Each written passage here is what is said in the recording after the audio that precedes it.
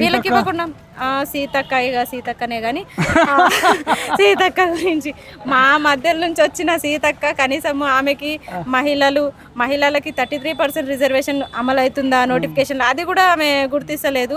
అసలు ఏం చెప్పాలో కూడా అర్థమైతలేదు. కానీ ఈ సీఎం మాత్రం ఫెయిల్ అన్న, ఫెయిల్, టోటల్లీ ఫెయిల్. నిరుద్యోగుల విషయంలో ఫెయిల్. భక్తులందరూ ఏమంటారు అంటే ఇక మనము ఈ పార్టీలను నమ్మి మనము మోసపోయినాం. నిరుద్యోగుల మాట ఇది. వక్తలే నిరుద్యోగులే వక్తలు అయిపోయారు. ఎందుకంటే మీది మేము నిర్వహించుకున్న ప్రోగ్రాము.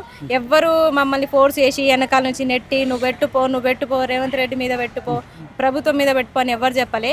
మేము పెట్టుకుంటే స్వతహాగా ప్రతి జిల్లా నుంచి కదిలొచ్చిరు. వాళ్ళందరికీ నేను స్పెషల్గా థ్యాంక్స్ చెప్తున్నా. ఎందుకంటే విసిగిపోయారు అన్న. June 2 అన్నారు. తర్వాత మొన్న స్పెషల్ క్యాబినెట్ మీటింగ్ అన్నారు. ఆ రోజన్నా మాట్లాడాలి కదా. ఆ క్యాబినెట్ మీటింగ్ పెట్టుకుని కూడా మీ బోర్డు ఎలక్షన్ల కోసం మాట్లాడతారా? మీ ఎలక్షన్లకు ఎవరు ఓటేయాలి? మేమే కదా.